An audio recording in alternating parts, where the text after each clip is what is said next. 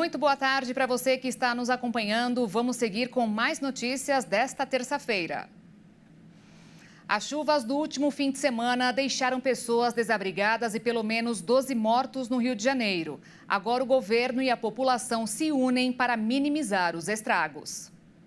A história das enchentes do Rio se estende há séculos. E a cada nova tragédia, a mobilização de políticos é praticamente imediata. Segundo o ministro do Desenvolvimento Regional, Valdez Góes, a Secretaria Nacional de Proteção e Defesa Civil do Governo Federal vai instalar um escritório de emergência na Baixada Fluminense, no estado do Rio de Janeiro, em razão da gravidade das chuvas que afetaram a região e que podem voltar nos próximos dias. Enquanto isso, voluntários usam estruturas plásticas para levar água potável e quentinhas de alimentos a moradores atingidos por enchentes em Duque de Caxias, na Baixada Fluminense.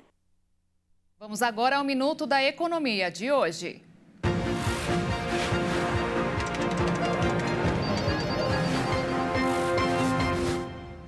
Parece que a história está se repetindo. No começo dos anos 2000, a economia da China causou um terremoto no mercado de trabalho dos Estados Unidos. O setor de manufatura, que inclui roupas, sapatos e companhia, dispensou nada menos do que 1 milhão de empregos. Não recuperou. Hoje, ninguém fica surpreso com os preços baixos dos produtos asiáticos e ainda reclama se precisa comprar os nacionais, mais caros. Agora são os carros elétricos. O Japão era o maior exportador da região. Hoje perdeu o posto para a China, que produz os elétricos com maior tecnologia que os outros e custam bem menos. Fizeram uma comparação com o modelo mais barato chinês com o americano e encontraram um preço 3 vezes mais baixo. Não dá para competir. E segundo os especialistas, são veículos com poucos gastos de manutenção. Até pouco tempo, a americana Tesla era a líder do mercado de elétricos. A chinesa BYD já tomou o lugar. A mesma que vai montar uma fábrica aqui no Brasil e está negociando a compra de uma reserva de lítio necessário para fabricar baterias. Legal, mas alguém vai perder o emprego. A população neném, formada pelos jovens de 18 a 24 anos que nem estudam e nem trabalham, poderia ter contribuído com 46 bilhões e 300 milhões de reais no PIB do Brasil de 2022. A Confederação Nacional do Comércio de Bens, Serviços e Turismo estimou, através do cruzamento de dados da população jovem do IBGE, com o salário médio de contratações do CAGED, que o impacto de cada R$1 da renda média dessa população acrescentaria R$1,6 milhão na economia nacional. De cada 5 adultos, cerca de 1 consome tabaco no mundo todo. O relatório da Organização Mundial da Saúde demonstra uma queda constante nos últimos anos, mas ao mesmo tempo alerta que a indústria tabagista luta para reverter essa tendência. Um novo relatório que analisa as tendências do consumo da substância desde 2000 e projeta até 2030 revelou que 150 países conseguiram reduzir o consumo.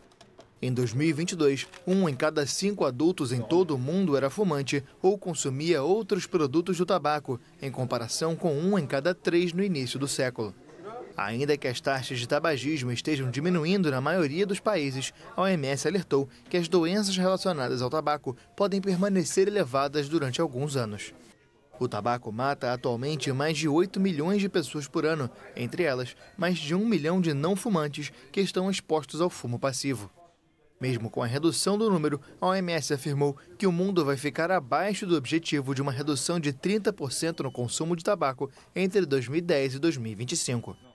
Há mais de 50 países que podem atingir essa meta, inclusive o Brasil, que já reduziu o consumo de tabaco em 35% desde 2010.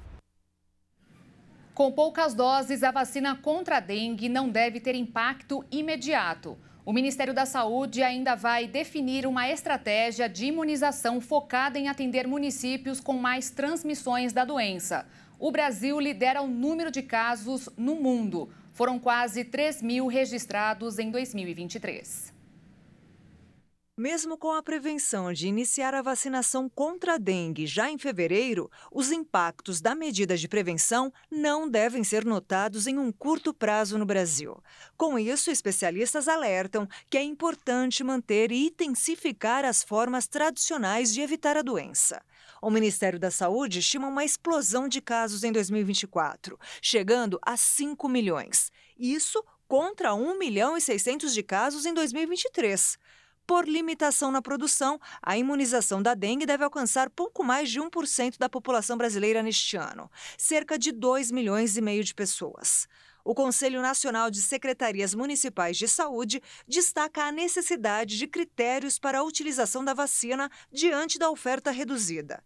Segundo a Sociedade Brasileira de Imunizações, não é esperada uma diminuição de casos no Brasil nem para os próximos anos. O impacto vai ser pontual ao público-alvo da vacina.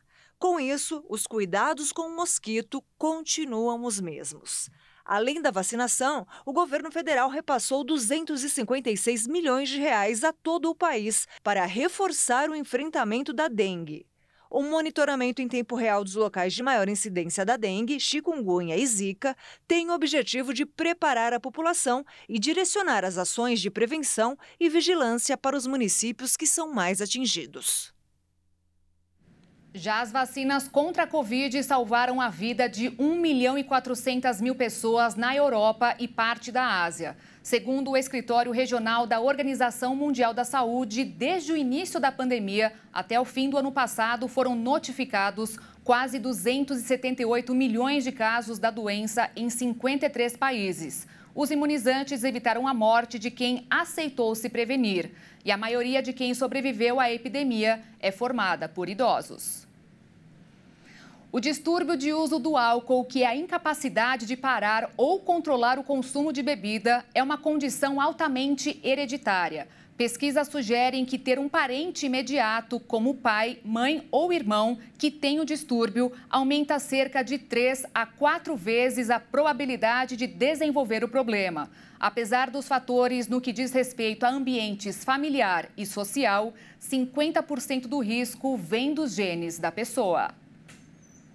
O estudo da Universidade Norte-Americana da Califórnia, em San Diego, aponta que nenhum gene isoladamente é responsável por uma pessoa desenvolver o distúrbio de uso do álcool, mas que provavelmente centenas deles têm um papel nisso. Foram identificados alguns traços que esses genes influenciam, a começar por como o corpo processa a bebida alcoólica. Se o metabolismo do álcool estiver prejudicado, por exemplo, a bebida pode ser fisicamente desagradável, provocando náusea e dor de cabeça na pessoa. Ter essa característica, que é associada a pelo menos 2 variantes de genes que são mais comuns em pessoas de origem asiática, diminui o risco de distúrbio de uso de álcool, porque a pessoa é menos propensa a beber muito ou não bebe nada. Mas existe um outro grupo de pessoas que demora a sentir os efeitos do álcool, mesmo bebendo grande quantidade.